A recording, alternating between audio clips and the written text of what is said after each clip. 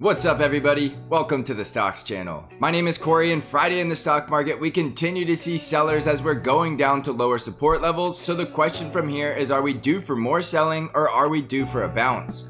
First up, let's take a look at the S&P 500 SPY ETF. So let's crack open this chart and see what's going on in the stock market today. Alright, so on Friday in SPY, you could see that we were down 0.6% as we come back down to this very critical support zone right around 410. And this is going to be very critical support because if we lose this level as support, we are more than likely going to see selling picking up as we go down to fill the gap at $400 or hit our price target at $393. Now keep in mind, in all bear markets and all downtrends, there's always going to be the possibility of a counter trend rally. So if we do start to bounce off this support level, there is a real possibility that we're going to get that counter trend rally sooner rather than later before we see any more downside in this bear market.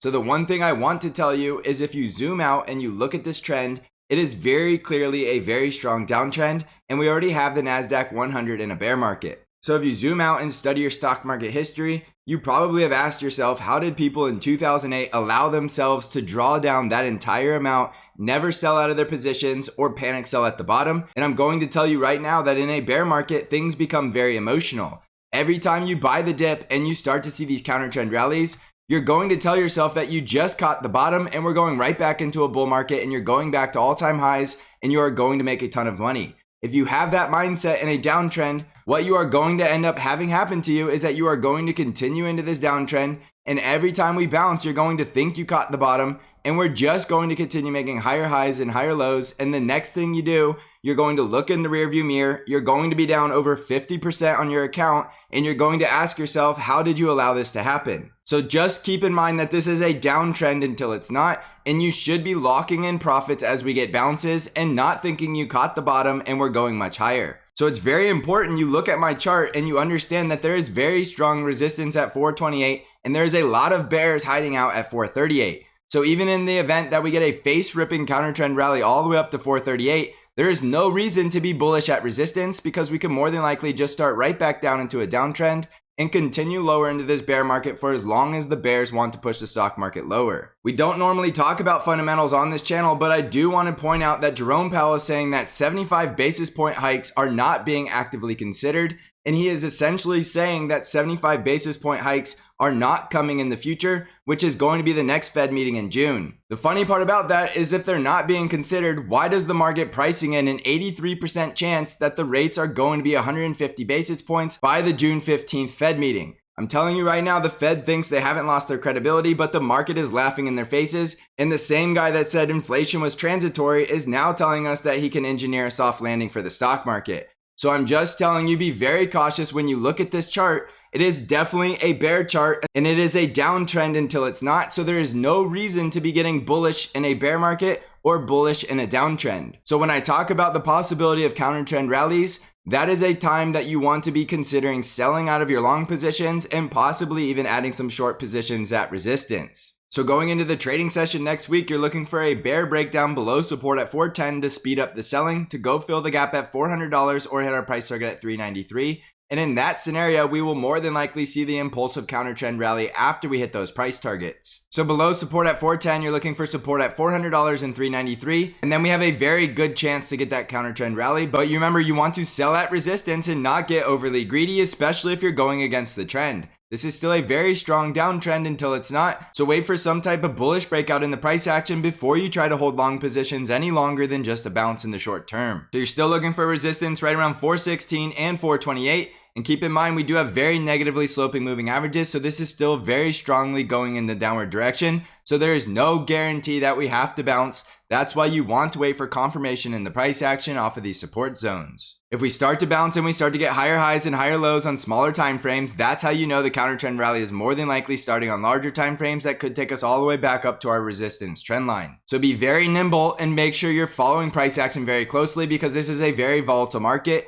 And yes, there is a very good chance that we are getting ready for a counter trend rally, because you could see this support zone is holding up. And as long as support is holding up, we could eventually get that impulsive counter trend rally. The bears are going to be attacking at 428 and right around the 430s, so don't get overly bullish as we come into resistance. This is a downtrend until it's not. You need to respect the fact that we could be going much lower after we make another lower high. Jumping over to the NASDAQ 100 triple Qs, we were down 1.2% on Friday and we did break down to new lows. So there is nothing I need to tell you to remind you that you are in a bear market, especially in the NASDAQ 100. We continue to make new lows, we continue to have a strong downtrend, and if we continue to make new lows and a strong downtrend, there's no telling where the bottom's going to be. So we do have a price target down here right around 303.5, and I do think that is a very strong support zone.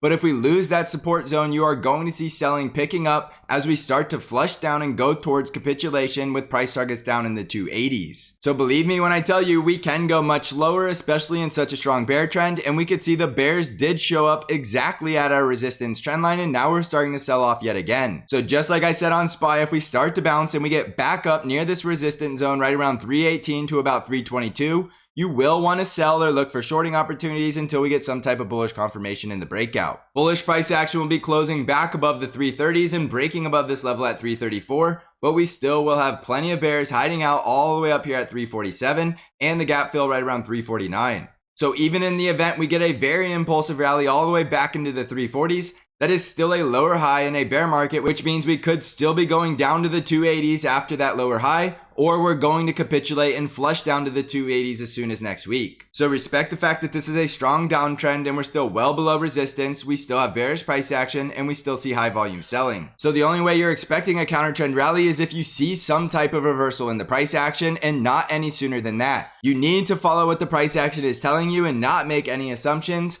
And you need to assume we are putting in a lower high until the price action proves us wrong. In the Dow Jones, we were down 0.35% on Friday, and we could see the Dow Jones is holding up around this support zone right around 326. So overall, across the indices, we are seeing support holding up, which does mean we could see that counter trend rally sooner rather than later. However, if we start losing support at 326, you're looking for a quick chip down to the next leg lower, which is at 322.6. And below that, we could go all the way down into the 315s. Next resistance will be 333, and the bears are still hiding out at 340. So above 340 will be a bullish breakout, but we're not bullish until we get back above 345 to 347. So it's a strong downtrend in the Dow Jones across the indices, so don't get bullish until we get some type of bullish confirmation in the breakout. On the Russell 2000 IWM ETF, we were down 1.66%, and we did close below that support level at 183, which means we're more than likely going to the next leg lower at 177.6. And below that support, we're more than likely trending down to the price target at 170. It's a strong downtrend, and we did form a lower high, and we're continuing to make a lower low. So as I continue to tell you, respect the fact that there are bear markets across the stock market, and we could go much lower until we lose the bear trend or get some type of bullish breakout. We're not getting bullish on the small caps until we get back above 200 and back above 205, and not any sooner than that. On the ARKK ETF, we were down 4.44%, making a brand new 52-week low and trending down towards that price target at $40.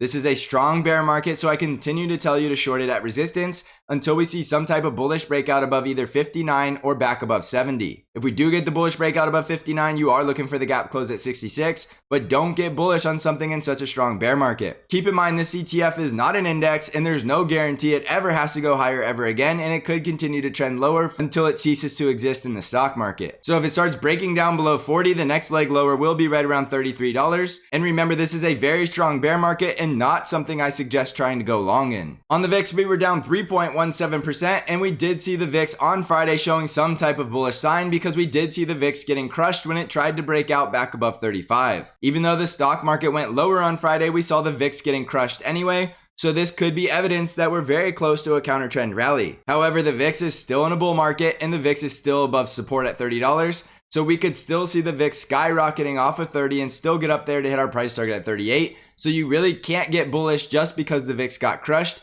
even though it is a hint that we could be due for that counter trend rally sooner rather than later. On Bitcoin, we're currently trading just above the support at 35,000, and we did see Bitcoin break down through that very critical support zone at 37,000. This is risk off behavior because 37,000 was very strong support, so losing that support zone means we could be coming all the way back down to 30,000. Look for the breakdown below $35,000 to speed up the selling, and you're not getting bullish until we get all the way back above 40,000 and then break back above 42,000. This is a downtrend until it's not, so don't get bullish until we get some type of bullish breakout or get to the next critical support zone right around 30,000. On NVIDIA stock, we were down 0.9% as NVIDIA continues to hold above this support zone right around 183, and intraday we did test that support right around 179. Remember, if we lose 179 as support, we're trending lower to the price target at 150, and we don't have earnings until closer to the end of the month.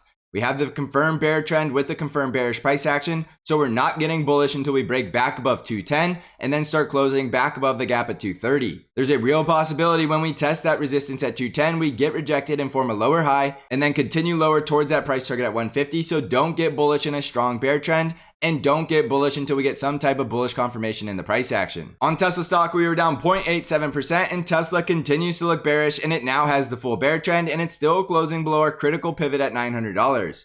Remember, $900 is our line in the sand. We're bearish below 900 and you can get more bullish above 900. But right now we're just whipsawing around that level, going above and below and above and below. So there's no clear direction in Tesla stock, but we do have the bear trend. So as I always tell you, the trend is your friend, which means we're more than likely going lower in Tesla stock. And the next leg lower is more than likely going to be down here at 762. But we need to break down through two critical support zones before we can get there. And those levels are at 856 and 828. You're staying bearish until we get back above 900, or be more conservative and wait for a break back above 955 before you start getting bullish. On Apple stock, we were up 0.33%, and our big market moving stock, Apple, is still holding above critical support at 156 and our support trend line at 154, but we do have the bear trend. So from here in Apple stock, look for selling to accelerate as we break down through 154, which means we're coming back down to retest the low at 150 or 147, or you're waiting for a bullish breakout above 166 with resistance on the way there at 162. Above 166, we'll lose the bear trend, and above 168, we're more than likely trending up to fill the gap at 174. So don't get bullish on Apple stock until we can start breaking above the 166 range. On the financials, we were down 0.71%, and we still see the financials in a very strong bear trend, and we still have bearish price action below all the moving averages. On the industrials, we were down 0.68%, and we still have bearish price action, and we still have the bear trend. The healthcare sector was down 0.31%, and again, we still have bearish price action, and we still have a lot of bearish trending. The energy sector was up 2.98%, making a brand new 52-week high and reclaiming the bull trend, so our next price target is up there right around $85. So jumping back over to the S&P 500, please remember this is a downtrend until it's not, which means even if we do get a counter trend rally in the short term, that is not a bullish indication until we see some type of bullish breakout in the price action. Treat every bounce as a lower high before we form a brand new lower low,